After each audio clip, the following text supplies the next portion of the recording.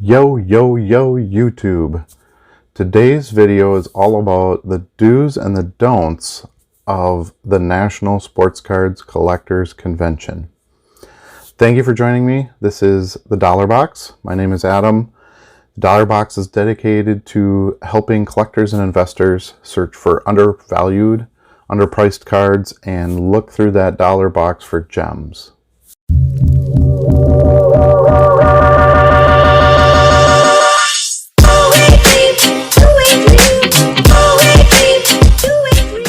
So let me give you a little bit of background on myself. I have been to 3 nationals in the past, all in Chicago. Of course, this year's is in Chicago as well. Not only that, this particular convention center, I went to Comic-Cons at this convention center for about 15 to 16 years in a row, somewhere in there. So I do have a lot of experience going to larger conventions. That being said, the nationals in the past was just basically collectors attending it. I did go to the most recent one, which was 2019 in Chicago, and there was some buzz, some chatter. The hobby and the investment type portfolio investors was growing. You could even tell at that show, but it wasn't anywhere near what it is today. It's going to be the biggest national ever, in my opinion. And there's going to be a lot going on, some competition for depending on what you're looking to buy. There's probably others out there looking to buy it as well. So there's going to be some things you need to do in order to have a great experience. So first on the list is food.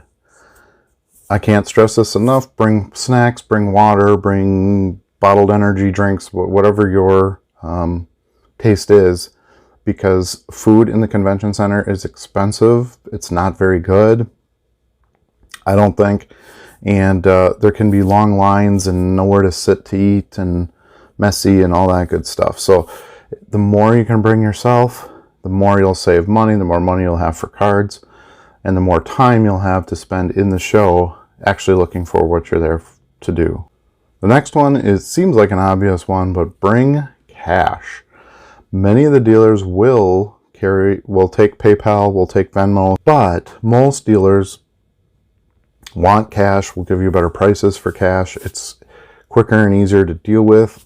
It's not touchless. That's the downside, of course, with the pandemic we're just coming out of and things like that. There's such a move to go to cashless. However, I do believe at card shows, especially large card shows, cash is king. There's more to the card show than just the card show. What I mean by that is there's going to be afterlife post card show. So there'll be parties at night, there'll be hosted trade events, there'll be dinners. Some of the vendors will host different things. So make sure you plan to extend your day if you really want to get a full experience.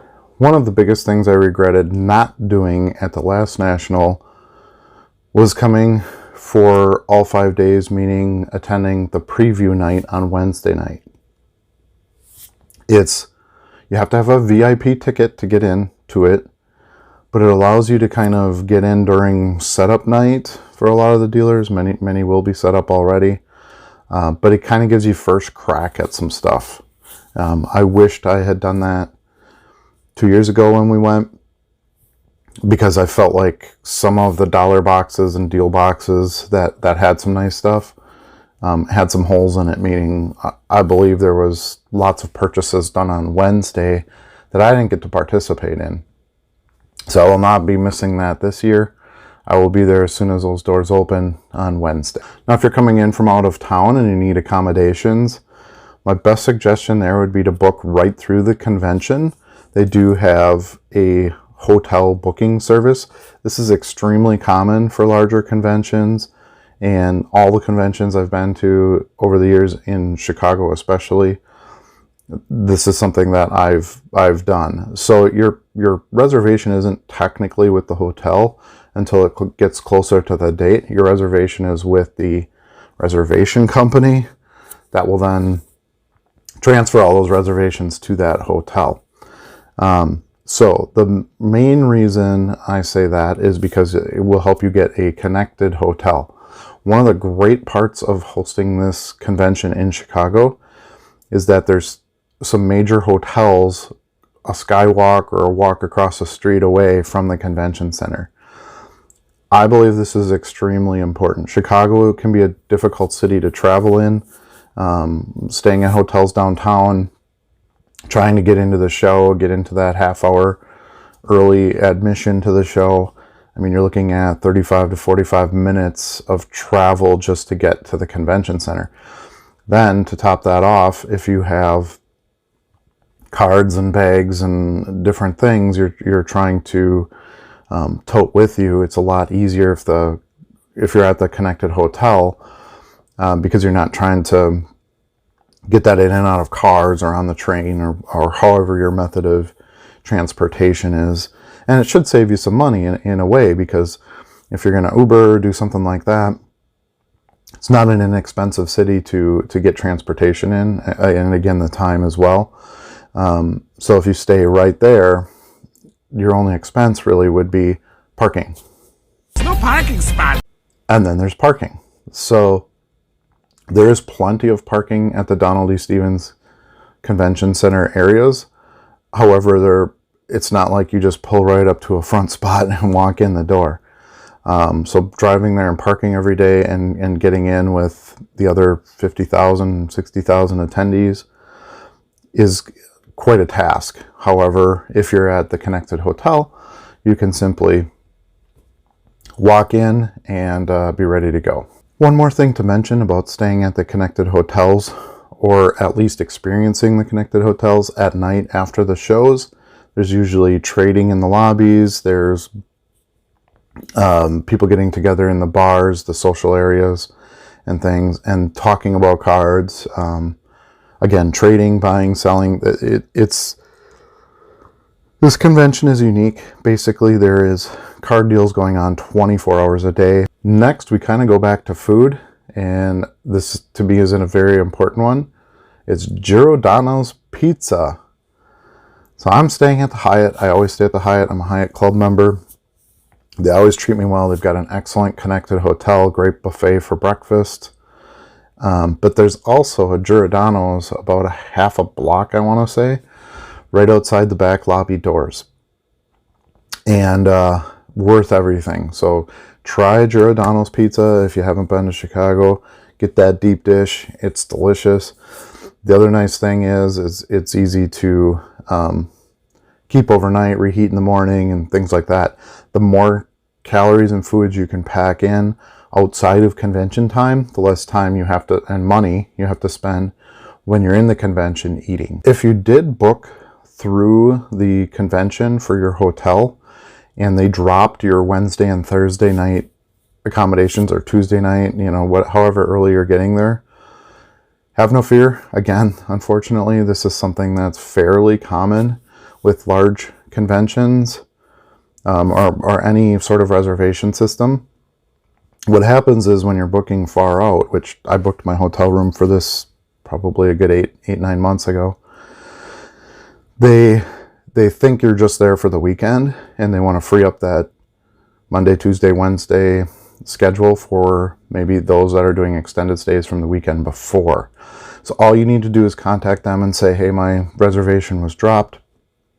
I need that Tuesday night, Wednesday night, whatever you originally booked for, and they will take care of it. So in this instance, when it happened to me, I actually contacted the convention's customer service, and I explained to them what happened, because I knew they would understand that, well, geez, Wednesday night's preview night, you want to get in on Tuesday, whatever. So make sure you take care of that as soon as you can, so that that room isn't, in turn reserved for someone else. My next tip seems obvious, but you'd be surprised how many people I see not following this rule. Wear extremely good walking shoes. Bring a backpack, a bag, whatever, and wear comfortable clothes that you can be in for many hours at a time, walking around on concrete floors and bending down to look at cards. I see so many attendees go in flip-flops and They don't have anything to carry anything in, so they've got their arm loads full of stuff, and they wear, warm, tight shirts and things like that.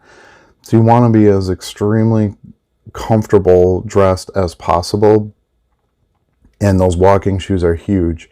Maybe the first night, a couple hours on Wednesday, it wouldn't be as big a deal, but you come to Friday or Saturday and you're walking again all day on those concrete floors, bending down, sitting in, little cheap convention chairs, digging through boxes, whatever. You're really going to appreciate those good quality shoes. I always bring, for my bag, I always just bring a backpack. It's easy, I can wear it. It's pretty secure, it's heavy duty. No one can just grab it from me and run. Got plenty of pockets I can put stuff in. I bring some little card boxes and things with me so that if I buy loose stuff, I've got something to put it in right away to protect them. And I do a lot of dollar box buying, so for me, I'm probably going to walk out of there with some quantity, and I definitely want something to carry it in and keep my arms and hands free to look at more tables as well as recording. The last one is just kind of a tip on admission. I strongly suggest buying the minimum VIP ticket. It gets you in all 5 days, it gets you a couple other goodies and stuff, but if you're planning to go more than one day or go for that whole weekend, it's the only way to go. You certainly don't want to pay day by day, because it'll get you a little bit more. It gets you in a half hour early each day. You get to go to the Wednesday night preview night, some free autographs, things like that. And the first day you get there, you get to exchange that ticket for a badge. So every day when you're going in and out, you don't have to get hand stamped and keep track of each ticket for each day, things like that. You simply go in that one time, get your VIP bag, and get your badge, and you're all set for the whole weekend. And last but not least, have fun. Conventions are fun. I've been to plenty of conventions where people get all worked up because their plan hasn't worked out perfectly and this and that. And the event is just huge and it's unpredictable, and there's so many people that you just need to go with a clear mind, have a good time, enjoy yourself, talk cards with people, meet a bunch of people in the community, look for your YouTube influencers if you're watching YouTube. I will be there all 5 days. I will be filming. I'm going with a couple of good friends of mine, and we're just looking to have a great time away for the weekend. Haven't been able to really go out and do much the last couple of years like most of you due to COVID. So I'm really looking forward to it. If I walk out of there with nothing, I'll be happy because I'll have a great time. So before we move on to the what not to do at the National, I have one bonus do at the National. This actually applies to any major convention. When a convention is large, it has several halls, several different tables, dealer numbers, things like that. When you're shopping, you don't necessarily want to buy the first card you see at a place because you might find it at a better deal or find something else you would like more.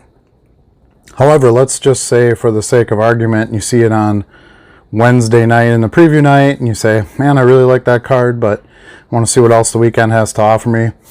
Sunday, you say, I think I'm going to get that card. I saw that the first day. I still really want it. It was a good deal. I'm going to go back and see if it's there. Where did you see it? That was 3 days ago. Are you going to remember where that table or booth was? So my suggestion is to take a picture of the booth that you are at. Label it with a name, in your camera roll, whatever you got to do.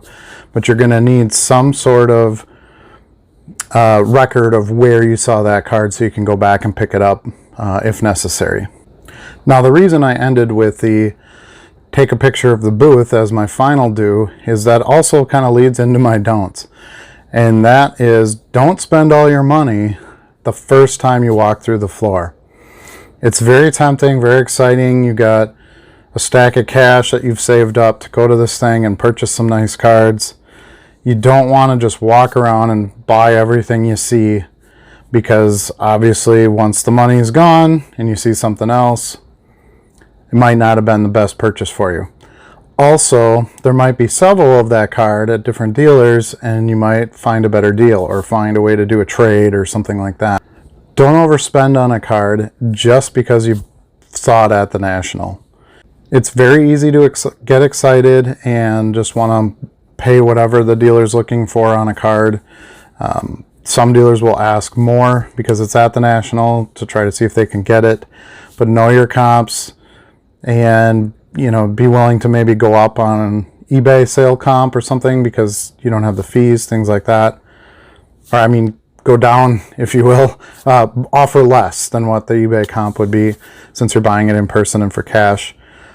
But use that to your bargaining advantage. Don't just all of a sudden overpay then for that card.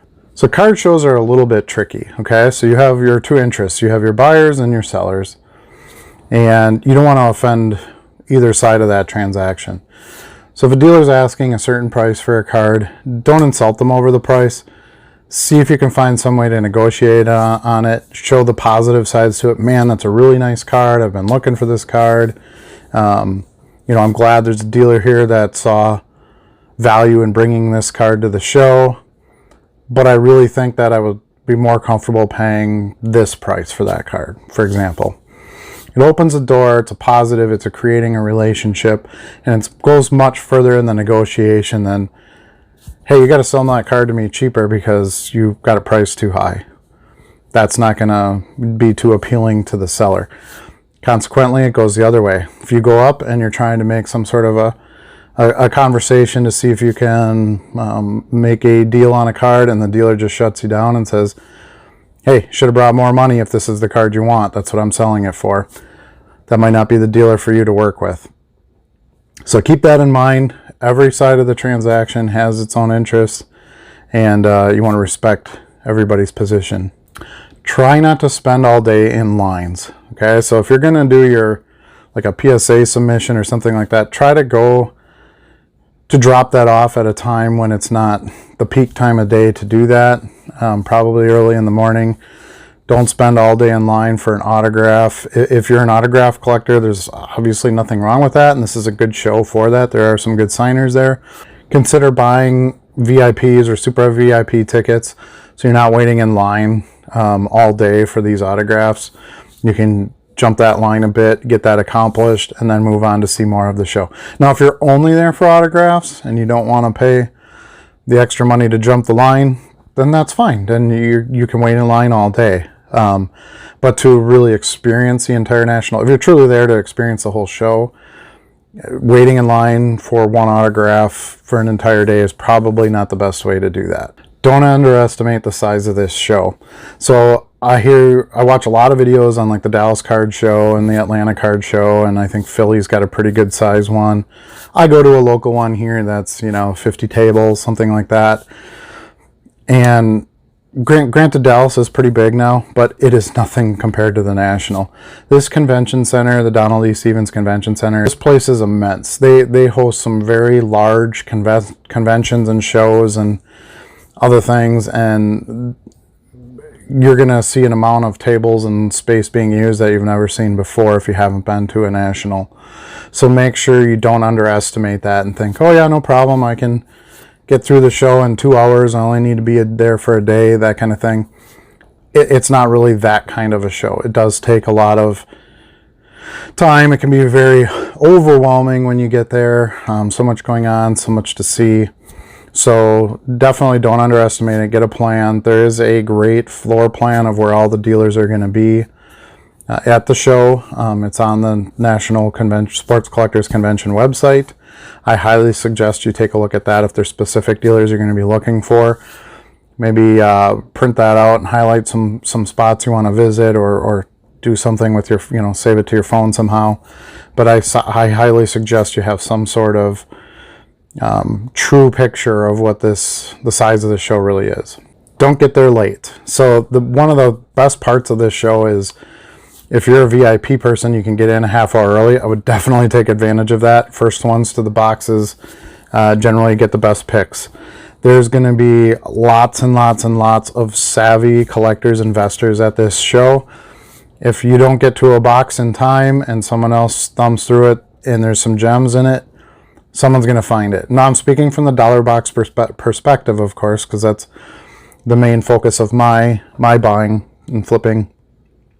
But even on the big card end, if there's some big cards that are really seeing a lot of gains, there's a lot of popularity to a player, whatever, and a dealer has something underpriced, it's going to get scooped pretty quick.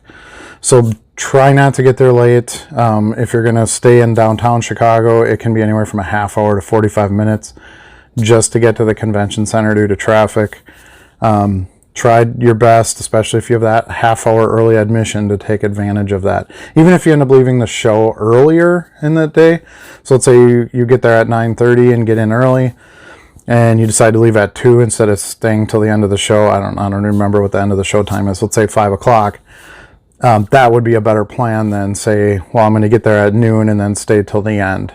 Don't be inflexible. I spent quite a bit of time in this video telling you how to plan and how to look at the map ahead of time and have a structure to what you want to do each day and so forth. But that being said, you got to add flexibility into that. There are things that are going to happen. You might end up at a dealer table you weren't expecting to be at for a longer period of time. You might make a deal on something and somewhere else you wanted to go, now you're not going to visit that, or so on and so forth. Or even the after events, oh, I'm going to be at this trade event, and you end up, kind of getting into a dinner with some other collectors or whatever the case may be. Make sure you have some flexibility to that plan. A show this big and this much going on, it's almost impossible to nail everything down to the minute on what you want to do. I hope you enjoyed this video, got some value out of it.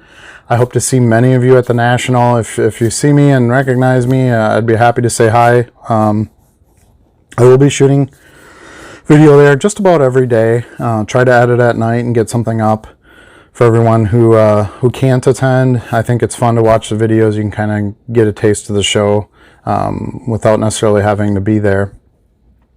And hope to meet many of you and maybe even get some watchers on camera and so forth. It's not the biggest channel, but we have fun and we like to look at some of the more realistic side of buying and selling and collecting, and just having some fun with the hobby. So I look forward to like I said, meeting you there. Please like, subscribe, ring the bell if you want to be notified when those types of videos go, well, and when any of my videos go up. But especially the card show videos will seem to be the biggest draw. I don't want you to miss anything, and I'd be happy to keep making the content as long as people keep watching. So until next time, we'll see you again soon.